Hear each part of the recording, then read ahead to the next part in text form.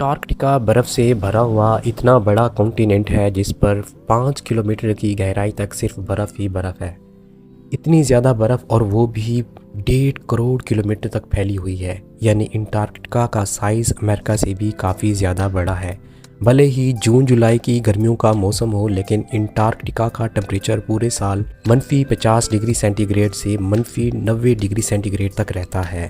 इस शदीद तरीन धुंध की वजह से यहाँ ज़िंदगी की उम्मीद बहुत ही कम है, लेकिन उसके बावजूद पूरे अंटार्कटिका में 400 से भी ज़्यादा लेक डिस्कवर हो चुकी हैं जो बर्फ़ की लहर के नीचे छुपी हुई हैं। अंटार्कटिका में ना ही कोई टाइम जोन फॉलो होता है और ना ही यहाँ किसी कंट्री का कब्ज़ा है। हत्ता कि पूरे अंटार्कटिका में सिर्फ 2 ATM मशीन लगी हुई हैं।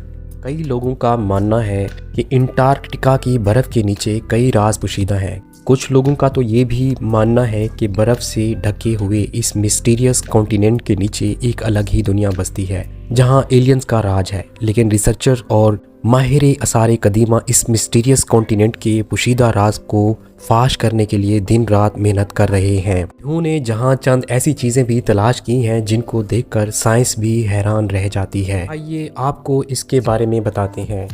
नंबर 8, 2009 में एक डिस्कवरी रिसर्चर के रोंगटे खड़े कर दिए जब अंटार्कटिका की बर्फ़ के अंदर से एक बिल्ली का ढांचा मिला। लेकिन इसमें हैरान करने वाली बात यह नहीं थी कि ये ढांचा बिल्ली का है, बल्कि हैरान करने वाली बात ये थी कि ये जिस बिल्ली का ढांचा था वो आम बिल्ली नहीं बल्कि अंडे देने वाली बिल्ली थी।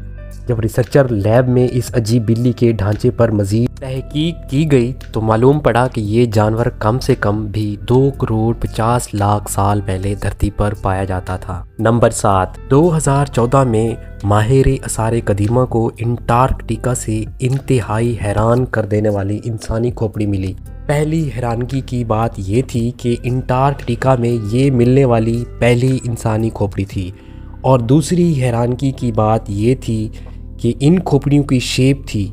जी हाँ, नॉर्मल खोपड़ियों के मुकाबले में ये खोपड़ियाँ काफ़ी अलग दिखती थीं क्योंकि इनका सर ज़रूरत से भी ज़्यादा बाहर निकला हुआ था। साइंसदानों का मानना था कि खोपड़ियों की ऐसी शक्ल बचपन से ही अजीब आदतों की वजह से बनती है और ये आदतें हज़ारों साल पहले कदीम तहजीब में अपनाई जाती थीं। इस तरह की खोपड़ियाँ माहिर आसार कदीमा को इजिप्ट से भी मिल चुकी थीं, इसलिए उनका शक था कि शायद हज़ारों साल पहले अंटार्कटिका में भी लोग बसते थे और उनका कुछ ना कुछ रिलेशन इजिप्ट की सिविलाइजेशन से ज़रूर होगा।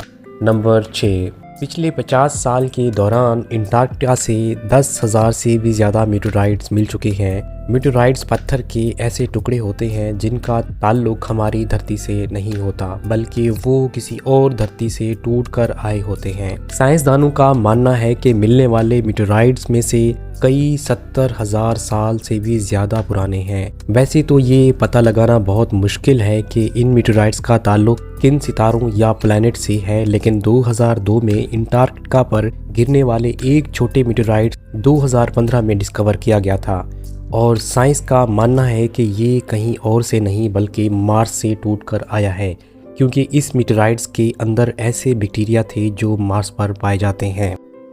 नंबर 5, अंटार्कटिका में बर्फ़ की गहराई 5 किलोमीटर डीप है और ये पूरा कॉन्टिनेंट अमेरिका से भी बहुत बड़ा है। लेकिन साइंसदानों को यहाँ से कुछ ऐसे सबूत मिले हैं जिनको देखकर ये अंदाज़ा लगाया जाता है कि लाखों साल पहले ये जगह रहने के काबिल हुआ करती थी। जी हाँ, 1980 से कई आसार कदीमा को यहाँ से डायनासोर के ढांचे मिल चुके हैं। इन ढांचों का साइज़ 36 फीट बताया जाता है, जो तकरीबन एक ट्रिपल स्टोरी बिल्डिंग के बराबर बनता है। जब हड्डियों के इन ढांचों पर मज़ीद तहकीक की गई तो मालूम पड़ा कि ये कम से कम भी 70 लाख साल पुराने हैं। तभी ये अंदाज़ा लगाया जाता है कि 70 साल पहले एरिया अंटार्कटिका का टेम्परेचर रहने के काबिल था और शायद तब ये पहाड़ गहरी बर्फ़ से नहीं बल्कि ग्रीनरी से ढके होते होंगे। नंबर 4, वाटरफॉल तो हम सब ने कई बार देखे हैं, लेकिन अंटार्कटिका में टेलर ग्लेशियर के मकाम पर एक पॉइंट ऐसा भी है जहां वाटरफॉल नहीं बल्कि ब्लड फॉल होता है। 1911 में टेलर नामी एक साइंटिस्ट ने पहली बार इस ब्लड फॉल को डिस्कवर किया था। कई सदियों तक ये माना जाता था कि वाकई इस ग्लेशियर के अंदर से खून बहता है। मॉडर्न साइंस ने जब इस पर मज़ीद रिसर्च की तब उनको जो मालूम पड़ा वो इससे भी ज़्यादा हैरत अंगेज़ था। जी हाँ, मालूम पड़ा कि इस ग्लेशियर के नीचे एक बहुत बड़ा पानी का डैम है, लेकिन इसमें मौजूद पानी की ख़ास बात यह है कि इसमें सी वाटर से भी 3 टाइम्स ज़्यादा सॉल्ट है, जिसकी वजह से ये फ्रीज़ नहीं होता। साथ साथ इसी पानी में पहाड़ों से निकलने वाला आयरन भी मौजूद है। किसी एक पॉइंट से जब ये पानी ग्लेशियर से बाहर निकलने की करता है तो हवा में मौजूद ऑक्सीजन पानी के आयरन से मिक्स होकर आयरन ऑक्साइड बन जाता है और उसका कलर रेड हो जाता है और इसी वजह से हमें ये पानी रेड कलर का दिखता है। नंबर 3, ब्लड फॉल ग्लेशियर के नीचे मौजूद पानी में साइंस को एक और हैरान करने वाली चीज़ भी मिली। पानी में टोटल 17 टाइप्स के बैक्टीरिया भी पाए गए जिनको ज़िंदा रहने के लिए ऑक्सीजन और सनलाइट की भी ज़रूरत नहीं होती। एक्सपर्ट का कहना है कि ये बैक्टीरिया की ऐसी किस्म है जो ऐसे प्लैनेट्स पर पाए जाते हैं जहां पर ऑक्सीजन और सनलाइट का नाम और निशान तक नहीं होता। लेकिन ये बैक्टीरिया हमारी धरती पर कैसे आए और ये राज अभी भी पोशीदा है। नंबर 2, हालांकि पूरा अंटार्कटिका बर्फ़ से भरा हुआ है, ये देखकर सबको ये लगेगा कि यहाँ पानी की कमी होना मुमकिन नहीं है, लेकिन आपको ये जानकर हैरत होगी कि हमारी धरती पर अगर कोई सबसे खुश्क यानी ड्राई जगह है तो वो भी अंटार्कटिका में ही है। ये ड्राई वैली अंटार्कटिका में ही डिस्कवर की गई थी, जहाँ पर पिछले 20 लाख सालों से एक मरतबा भी बारिश नहीं पड़ी, क्योंकि इस ड्राई वैली में तेज़ तरीन हवाओं का राज है जिनकी स्पीड 320 किलोमीटर पर आवर तक जाती है। इसी वजह से साइंसदानों का मानना है कि तेज़ हवाओं की वजह से यहाँ मौजूद पानी का कतरा कतरा इवेपोरेट हो चुका है। आपको भी ये भी बताते चलें कि अर्थ के तमाम एटमॉस्फेयर में से इस ड्राई वैली का एटमॉस्फेयर लाखों किलोमीटर दूर मार्स से काफ़ी मिलता जुलता है। इसी वजह से नासा ने अपने वाइकिंग रिपोर्ट मार्स पर भेजने से पहले अंटार्कटिका की ड्राई वैली में टेस्ट किया था।